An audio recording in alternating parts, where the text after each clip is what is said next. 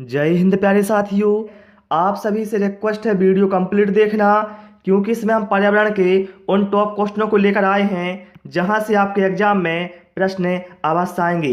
इसलिए आप सभी सारे प्रश्नों के आंसर कमेंट करेंगे और आप बताएंगे आपने कितना स्कोर किया है। तो चलिए हम शुरू करते हैं प्रश्न क्रमांक 1 से। कहा गया है पत्तियां रेगिस्तान में कांटा बन जाती हैं। आप लोगों ने देखा है जो रेगिस्तान में पौधे होते हैं उनकी पत्तियां कांटेदार हो जाती हैं। तो यहाँ यही कहा गया है कि पत्तियां रेगिस्तान में कांटा बन जाती हैं। यह अनुकूलन रेगिस्तान में पौधों की खालिस्तान में मदद करता है। प्रकाश संश्लेषण की दर को बढ़ाने में, पौधों के आकार को बढ़ाने में, परभक्षियों से बचाने में या फिर पानी की कमी को कम करने में। तो देखिए रेगिस्तान में क्या है, पानी की कमी होती है, इसलिए जो क्या है पौधे की पत्तियां हैं वह कांटेदार हो जाती हैं, जिससे क्या है जो बाष्प उत्सर्जन क्रिया है वो पौधों में कम हो और पानी की मात्रा बनी रहे। तो यहाँ पर राइट आंसर साथियों हमारा ऑप्शन डी के साथ जाएगा। पानी की कमी को कम करने में ये मदद करता है। ओके, प्रश्न क्रमांक 2 पर आते हैं। मृत वनस्पति के कोयले में रूपांतरण की धीमी प्रक्रिया क्या कहलाती है? कार्बनीकरण, सम्मिश्रण, संपीड़न या फिर विघटनकारी आसवन। तो मृत वनस्पति के कोयले में रूपांतरण की जो धीमी प्रक्रिया है जिसमें हजारों वर्ष तक लग जाते हैं, तो भैया वो कहलाती है कार्बनीकरण। ठीक है, यहाँ पर राइट आंसर हमारा ऑप्शन ए के साथ जाएगा। ठीक है, प्रश्न क्रमांक 3 पर आते हैं और आप सभी से रिक्वेस्ट है वीडियो पसंद आए तो वीडियो को लाइक और शेयर अवश्य कर दें। कहा है निम्नलिखित में से किस राज्य में चंदन के घने जंगल हैं? आंध्र प्रदेश, मध्य प्रदेश, केरल या फिर कर्नाटक। तो जब भी चंदन के घने जंगलों की बात की जाती है तो वहां पर करेक्ट आंसर हमारा होता है कर्नाटक। ठीक है, यहाँ पर राइट आंसर हमारा ऑप्शन डी के साथ जाएगा। इसके साथ आप लोग ध्यान रखेंगे जो राजीव गांधी नेशनल पार्क है वह भी कर्नाटक में है। ये कई बार एग्जाम में पूछा गया है। ठीक है, प्रश्न क्रमांक 4 पर आते हैं। जल स्तर का अवक्षय खालिस्तान के कारण होता है। अवक्षय का मतलब क्या है? अवक्षय का मतलब होता है कम या कमी।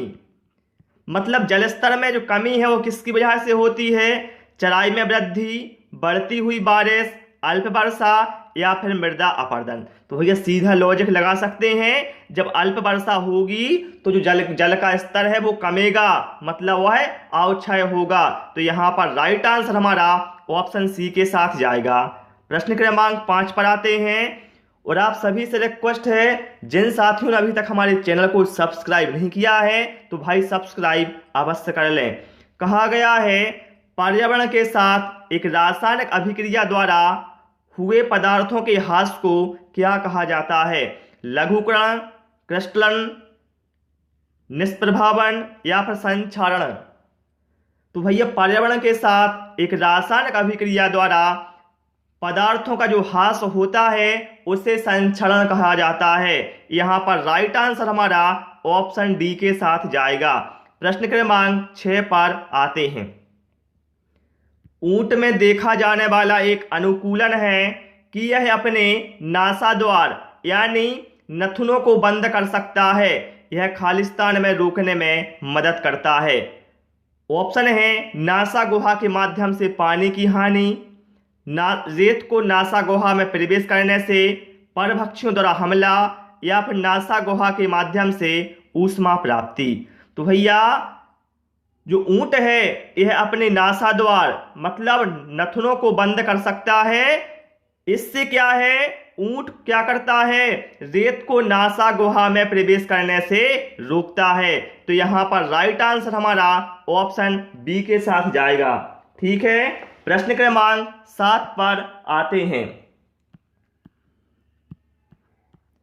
कहा गया है भारत के किस राज्य में सबसे कम वन पाए जाते हैं? देखिए सबसे कम वनों की यहां पर बात की गई है। ऑप्शन है आंध्र प्रदेश, मध्य प्रदेश, केरल या फिर हरियाणा। तो भैया जब सबसे अधिक की बात की जाए कि सबसे अधिक वन कहाँ पाए जाते हैं, तो अधिक की बात की जाती तो आएगा हमारा वहां पर आंसर मध्य प्रदेश। लेकिन यहां पर सबसे कम वन की बात की गई है, तो यहां पर राइट आंसर हमारा ऑप्शन डी हरियाणा के साथ जाएगा। ठीक है, चलिए प्रश्न क्रमांक 8 पर आते हैं। एंजाइम की सर्वाधिक संख्या होती है। ऑप्शन है सर्वाहारी में, मांसाहारी में, शाकाहारी में, या फिर उपरोक्त में से कोई नहीं। तो भाई मेरे एंजाइम की सर्वाधिक मात्रा होती है सर्वाहारी में। यहां पर करेक्ट आंसर हमारा ऑप्शन ए के साथ जाएगा। ठीक है, चलिए भाई प्रश्न क्रमांक 9 पर आते हैं। बहुत ही शानदार प्रश्न है, मोस्ट इंपोर्टेंट है, ये जरूर आपके एग्जाम में आएगा। कहा है भारत का सबसे गंदा शहर कौन घोषित हुआ है। तो देखिए भाई, स्वच्छता सर्वेक्षण 2020 की रिपोर्ट के अनुसार भारत का सबसे गंदा शहर बताना है कौन सा है। ऑप्शन है पटना, जयपुर, लखनऊ या फिर दिल्ली। तो ध्यान रखना, 2020 स्वच्छता रिपोर्ट के अनुसार भारत का सबसे गंदा शहर है पटना, जो कि बिहार की राजधानी है। यहां पर राइट आंसर हमारा ऑप्शन ए के साथ जाएगा। ठीक है, चलिए भाई प्रश्न क्रमांक 10 पर आते हैं। और सबसे स्वच्छ शहर कौन सा है वो भी हम आपको आगे चलकर बताने वाले हैं। कहा है सिल्क का उत्पादन किया जाता है। बताना है जो सिल्क का उत्पादन किससे किया जाता है। लार्वा द्वारा, कोकून द्वारा, लार्वा एवं वयस्क माथ के द्वारा, या फिर वयस्क माथ द्वारा। देखिए सिल्क का मतलब होता क्या है। सिल्क मतलब होता है रेशम, और हम सभी जानते हैं रेशम हमें रेशम कीट के जो रेशम कीट हैं उनके लार्वा से प्राप्त होता है। तो यहां पर हम कह सकते हैं लार्वा के द्वारा।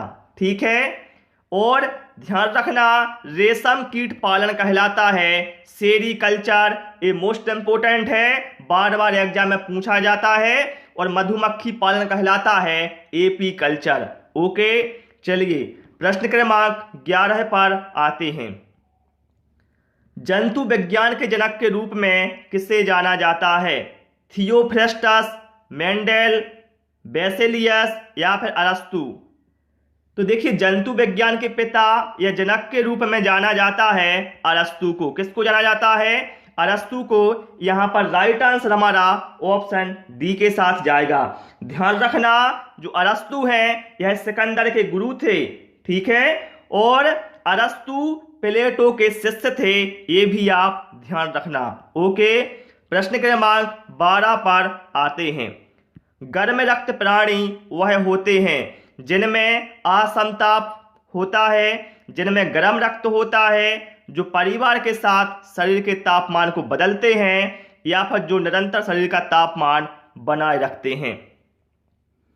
तो गर्म रक्त प्राणी वह प्राणी होते हैं जो अपने शरीर का तापमान निरंतर बनाए रखते हैं।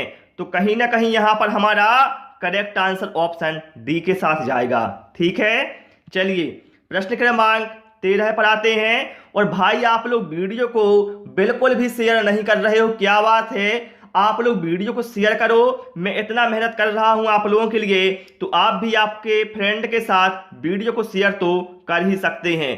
लाल बहादुर शास्त्री हवाई अड्डा भारत के किस राज्य में स्थित है। उत्तर प्रदेश, बिहार, महाराष्ट्र या फिर आंध्र प्रदेश। मोस्ट इंपोर्टेंट प्रश्न है। तो भाई यहां पर करेक्ट आंसर हमारा होगा उत्तर प्रदेश। ठीक है, और क्लास में मजा आ रहा है कि नहीं आ रहा है वो भी आप हमें कमेंट करके अवश्य बताएं। इनमें से क्या बिना सिर के 1 सप्ताह या इससे ज्यादा दिनों तक जीवित रह सकता है। मकड़ी, तिलचट्टा, छिपकली या फिर कैटरपिलर। देखिए बिना सिर के मतलब ऐसा कौन सा जीव है जिसका यदि सिर काट दिया जाए तो वह 1 सप्ताह या फिर इससे अधिक दिनों तक जीवित रह सकता है। तो वो है तिलचट्टा।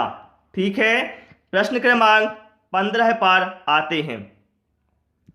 पुरानी डबल रोटी जिसे कहा जाए ब्रेड पर पाया जाने वाला कपासी श्वेत या हरित धागे जैसा पदार्थ है निम्न जीवों में से किसके द्वारा हमले के कारण होता है? केवल विषाणु, केवल जीवाणु, केवल कवक या फिर जीवाणु और कवक। आप लोगों ने देखा है जो आपका ब्रेड होता है वो रखा रहता है यदि अधिक दिनों तक, तो उस पर आपने देखा होगा कपास जैसे श्वेत श्वेत हरे धागे हो निकल आते हैं, ठीक है, या तो सफेद धागे या फिर हरे कलर के धागे आपने देखे होंगे, रहते हैं बिल्कुल पतले पतले से। तो बताना है यह किस जीव के हमले की वजह से होता है? तो भैया यहाँ पर करेक्ट आंसर हमारा होगा कवक के हमले की वजह से, ठीक है, क्योंकि हम सभी जानते हैं कवक या फफूंद एक तरह के पौधे होते हैं जो अपना भोजन सड़े गले मृत कार्बनिक पदार्थों से प्राप्त करते हैं, ठीक है। चलिए प्रश्न क्रमांक 16 पर आते हैं। कहा गया है भारत का सबसे स्वच्छ शहर कौन सा घोषित हुआ है? देखिए बता चुका हूं मैं, 2020 स्वच्छता रिपोर्ट के अनुसार सबसे गंदा शहर कौन सा है? पटना, ठीक है, जो क्या है बिहार की राजधानी है। और सबसे स्वच्छ शहर बताना है कौन सा घोषित हुआ है? तो भैया चौथी बार, ठीक है, चौथी बार भारत का सबसे स्वच्छ शहर इंदौर घोषित हुआ है। इंदौर कहां पर है? तो भैया ये भारत के हृदय प्रदेश मध्य प्रदेश में है, ठीक है। तो यहां पर करेक्ट आंसर हमारा ऑप्शन डी के साथ जाएगा। प्रश्न क्रमांक 17 पर आते हैं, देखते हैं क्या कहा गया है। चिल्का झील भारत के किस राज्य में स्थित है? जम्मू कश्मीर, ओडिशा, आंध्र प्रदेश या फिर महाराष्ट्र?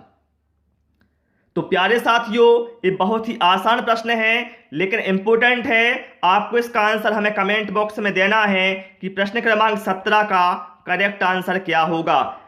क्लास कैसी लगी, आपने कितना स्कोर किया है वो भी हमें कमेंट करके अवश्य बताएं। क्लास पसंद आई हो सभी से रिक्वेस्ट है वीडियो को लाइक करें, दोस्तों के साथ शेयर करें और नए नए वीडियो पाने के लिए चैनल को सब्सक्राइब करें। Thanks for watching this video.